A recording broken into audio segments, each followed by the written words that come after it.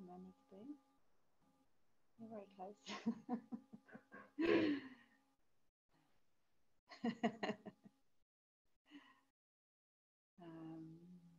Welcome everybody. Welcome Chris. We've got a new English accent lady on Zoom. Is it through the web app rather than the desktop? So we will start with Dharma Glimpse by Chris, and it will be ably read by Jai. Well, Amitabha. So this is called Dharma Gardening, Life and Death in Suburbia. I'm busy digging over a corner section of my garden. I haven't quite decided what to do with it. I have a vague idea of a small pond, or perhaps some more plants to attract bees and butterflies. The ground is heavy with clay, and so digging is hard work. I also have to keep stopping to move the numerous earthworms and other small beasts that appear as I dig. The late afternoon sun is warm on my back, and I take regular pauses to rest and watch our new neighbours, a family of blue tits who've set up home in one of the bird boxes on the side of our house. The parent birds flit backwards and forwards, tending to their new brood. I can hear frantic cheeps coming from the box every time one of the adult birds arrives with more food. It's good to have a family back in the bird box after a couple of quiet years. I return to my digging. I thrust the fork into the ground, turn the soil, and notice I've cut an earthworm in half with the fork. The two halves wriggle, and I vaguely recollect reading that the worms can survive being severed. But maybe that's an old wives' tale, as this one does not fare well. As I stand and watch helplessly as the unfortunate worm dies, two thoughts come to mind. The first is that it is so very hard to keep the precepts. In this particular case, the wish not to take life, for I have indeed taken this little life, albeit unintentionally. The second thought is of the Buddha and his childhood experience of watching small creatures unearthed by the plough and being eaten, and how deeply affected he was by witnessing life's suffering. I go back to my digging, but it is as if the sun has gone behind a cloud. How could the death of one small creature affect me so much? Later, as the light of day is fading and the poor worm has passed from my thoughts, I go out to fill the hedgehog feeding bowls and top up the bird feeders. As I do so, I notice there are two blackbirds on the freshly dug patch of ground, pecking amongst the soil for juicy bugs and other morsels disturbed by my digging. As the Buddha recognized, life and death are inextricably bound together. Some creatures die so that others can live. This is the joy and sadness of a samsara experience. In my garden, as everywhere, the circle of birth, life, and death continues. As I head back indoors, I pause to look at the changing sunset. It seems particularly beautiful tonight. I am swept by a sudden acknowledgement of the richness of our Mother or Earth in its beauty and suffering. So we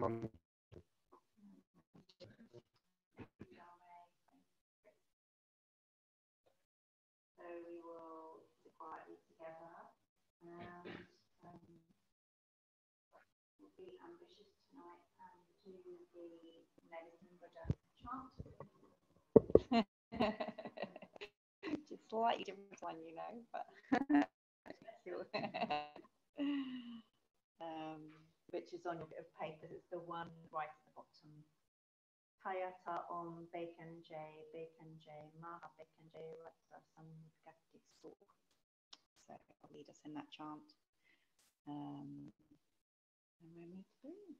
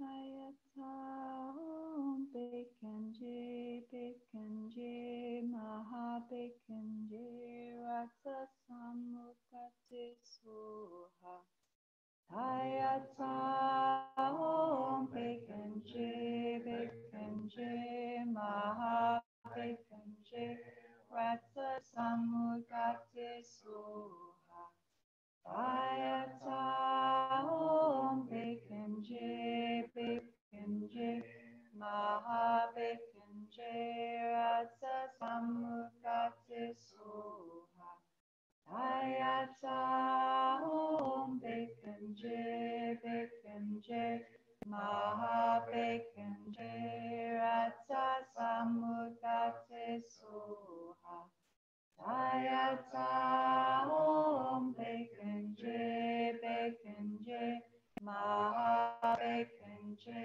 Rata Samukate Soha Hayata Om Bekenje Bekenje Maha Bekenje Rata Samukate Soha Hayata Om Bekenje Bekenje Maha Bekenje Rata Samukate Soha Hayata Om Bekenje Bekenje Maha Bekenje Rata Samukate Soha Hayata Om Bekenje Bekenje Maha Bekenje Rata Samukate Soha Hayata Om Bekenje Bekenje Maha Bekenje Rata Samukate Soha Hayata Om Bekenje Bekenje Maha Bekenje Rata Samukate Soha Hayata Om Bekenje Bekenje Maha Bekenje Rata Samukate Soha Hayata Om Bekenje Bekenje Maha Bekenje Rata Samukate Soha Hayata Om Bekenje Bekenje Maha Bekenje Rata Samukate Soha Hayata Om Bekenje Bekenje Maha Bekenje Rata Samukate Soha Hayata Om Bekenje Bekenje Maha Bekenje Rata Samukate Soha Hayata Om Bekenje Bekenje Maha Bekenje Rata Samukate Soha Hayata Om Bekenje Bekenje Maha Bekenje Rata Samukate Soha Hayata Om Bekenje Bekenje Maha Bekenje Rata Samukate Soha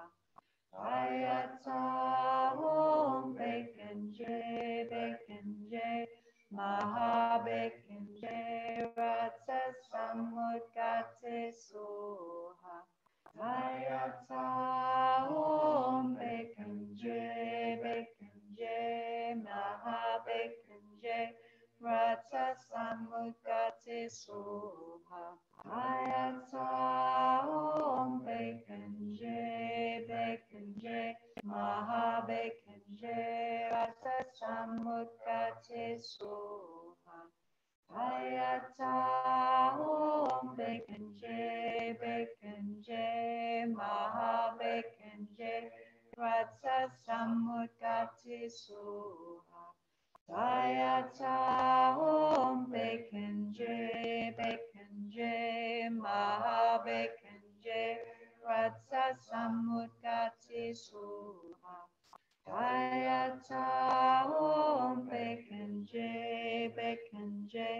Mahabekanje Rata Samudgati Suha Dayata Om Bekanje Bekanje Mahabekanje Rata Samudgati Suha Dayata Om Bekanje Bekanje Mahabekanje Rata Samudgati Suha Dayata Om Bekanje Bekanje Mahabekanje Rata Samudgati Suha Dayata Om Bekanje Bekanje Mahabekanje Rata Samudgati Suha Dayata Om Bekanje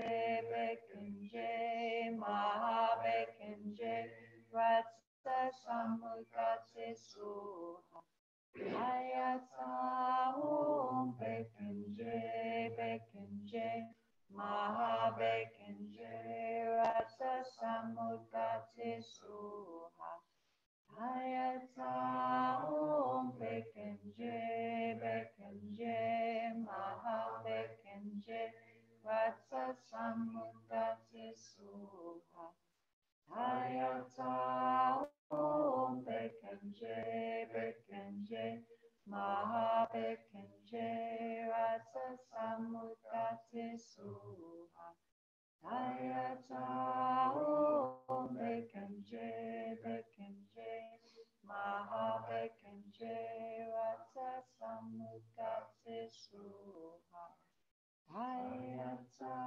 Om Bekanje Bekanje Mahabekanje Rata Samudgati Suha Dayata Om Bekanje Bekanje Mahabekanje Rata Samudgati Suha.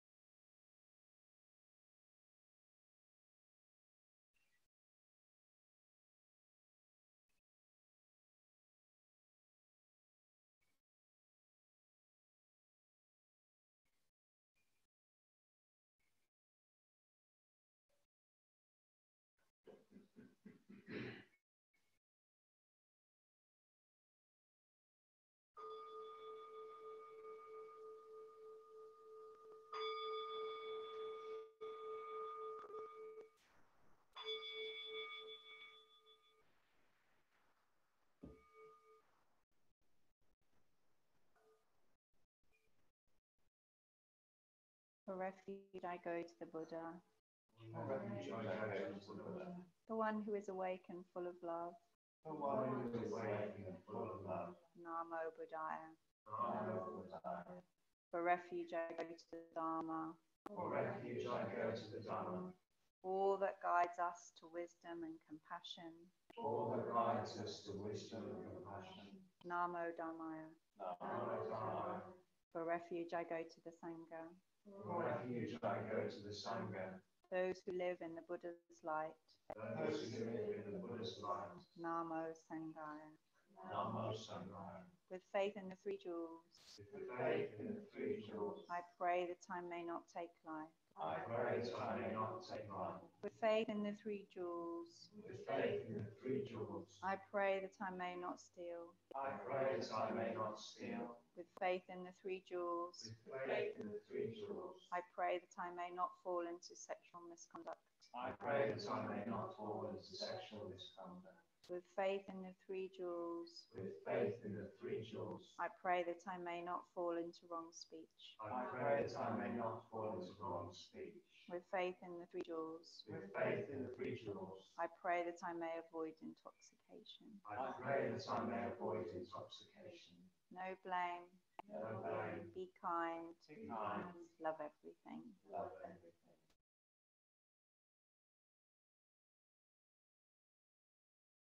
Innumerable all sentient beings, We vow to save them all. inexhaustible undiluted passions, We vow to transform them all. immeasurable ardent teaching, We vow to master them all. infinite is the Buddha's way, We vow to fulfill it completely.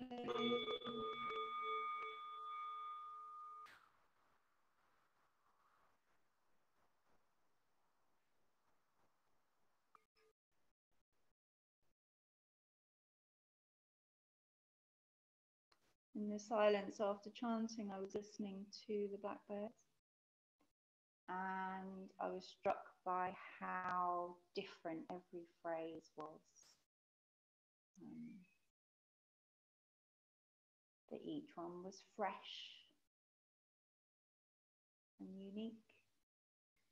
And it reminded me of one of the themes that Reverend Gyome Kubose wrote about in his books, which was the idea of us having what he calls true self, and that each of us has a kind of unique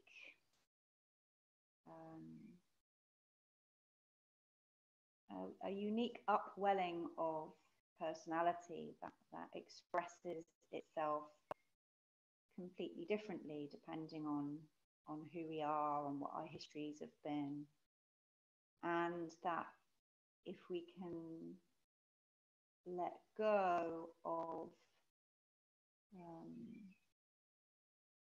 a need to please other people or protect ourselves,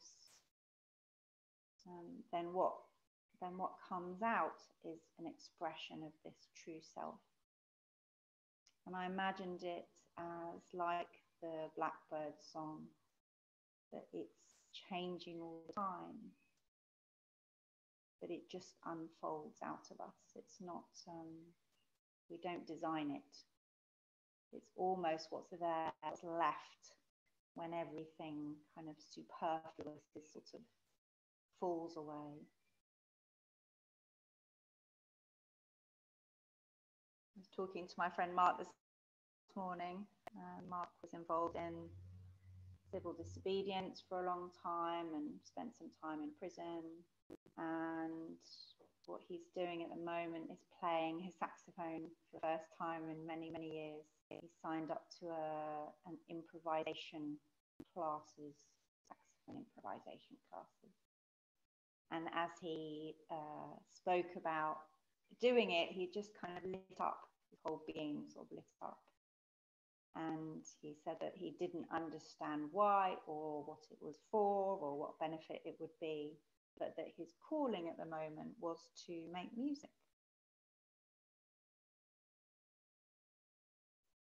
I think it's extra risky to trust in times like these when everything's kind of going to pot, that if we listen to the Buddha and we do what the Buddha asks us to do, then it is the best thing to do.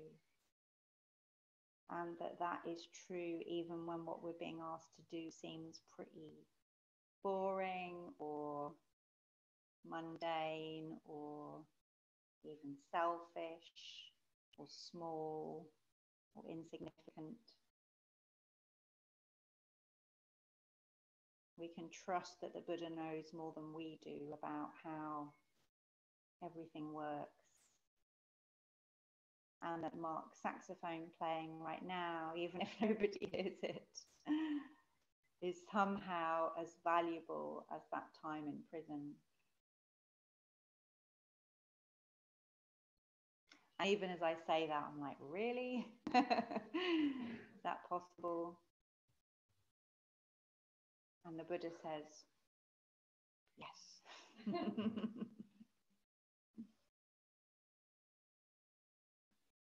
So as I get older, what I try to do more and more is listen for the whisper of the Buddha's calling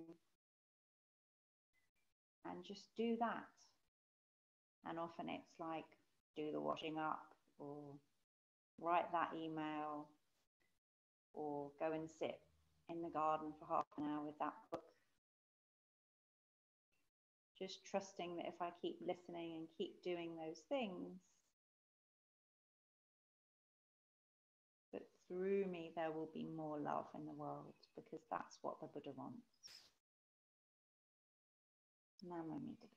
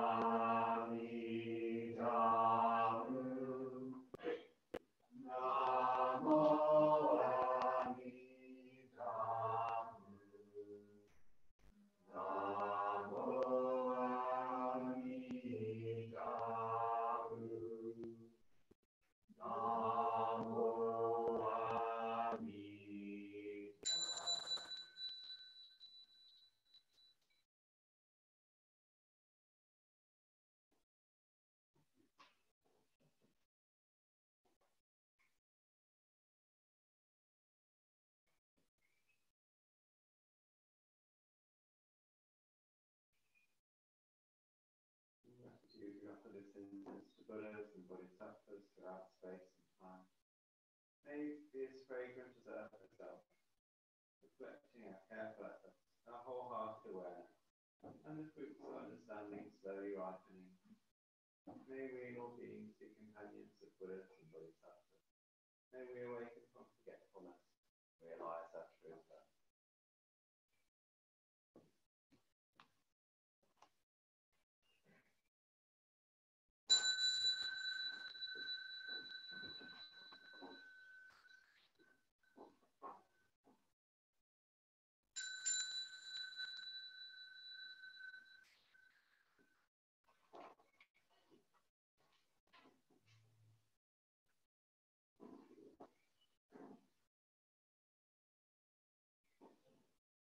Blessed by Amitabha's light, may we care for all living things and the holy earth.